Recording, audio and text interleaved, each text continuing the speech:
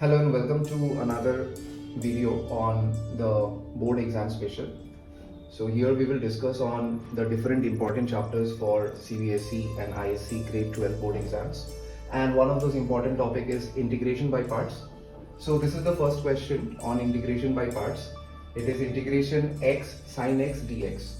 So as you know, in integration by parts, when there are multiple functions, we operate using the rule of elate, where I stands for inverse trigonometric function, L stands for logarithms, A stands for algebra, T stands for trigonometry, and E stands for exponents. So if you look here, x is an algebraic function and sin x is a trigonometric function. As per ranking, algebra comes before trigonometry, which means that the algebraic function will be the first function and the trigonometric function will be the second function. So I will choose the x as u that is the first function is x, and v that is the second function is sin x. Now I will apply the integration by parts rule in order to do this problem. So the integration by parts rule, the first function will be outside, then integration second function dx minus integration in the bracket differentiation of the first function, integration second function, and outside the bracket dx. This is the integration by parts rule. Now we are going to solve this problem. So for solving this problem, x times integration of sin x is negative cosine of x, so it will be negative cos x, minus integration ddx of x is 1 and integration of sin x is negative cosine of x, so only negative cosine of x will stay and the dx outside will be applied. Now the negative and the negative will become positive, and now we are getting negative x cosine of x plus integration of cosine of x is positive sin x, and then plus c. So this is the answer of the integration by parts question. Let's take another question. Now in this particular function, if anything like this comes, now this function comes under the category, there is a special category for this particular function, and that category is integration of ex times of fx plus f prime x. F prime x means the derivative of f of x. If this category of question comes, in that case the result will be directly e to the power of x f of x plus c.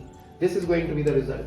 Now if you take sin x equal to f of x, if I take f of x as sin x, so the f prime x, which is the derivative of sin x, becomes cos x, which means that this part is fx and this part is f prime x. So this is a direct formula, so we can apply this direct formula and we can say that this is nothing but e to the power of x sin x plus c. This is going to be the final answer. So please remember, whenever this kind of question comes, you can directly write with the help of this particular formula as this particular answer. Let's go to another question. Now this is another example of a different kind of integration by parts, and this is known as recurring integration.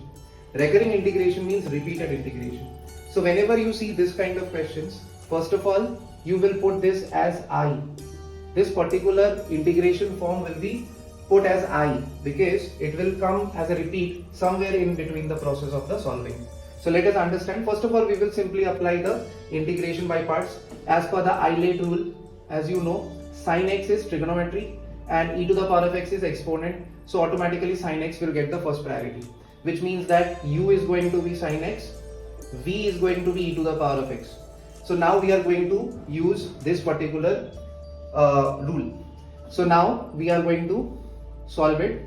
So first sin x will stay outside, integration e to the power of x dx minus integration ddx of sin x, integration e to the power of x dx outside dx. This is going to be the expansion of this by parts.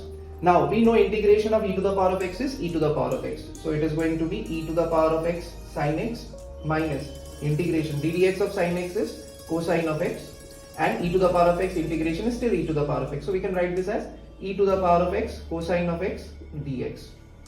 So this is the first half. Next, now again we are going to integrate this particular part. So let's do it. E to the power of x sin x minus. Now let's put a bracket and start the integration. Again, as per the idea, cos x is trigonometry, ex is exponent, so trigonometry comes before exponent. So now what we are going to do, it is going to be cosine of x, ex dx minus integration ddx of cos x integration ex dx dx. This is going to be the expansion. So now we are going to solve this part. So this is going to be e to the power of x sin x minus. So this is going to be inside the bracket, let us put it. So this is e to the power of x cos x, then minus ddx of cos x is negative sin x e to the power of x, e to the power of x negative sin x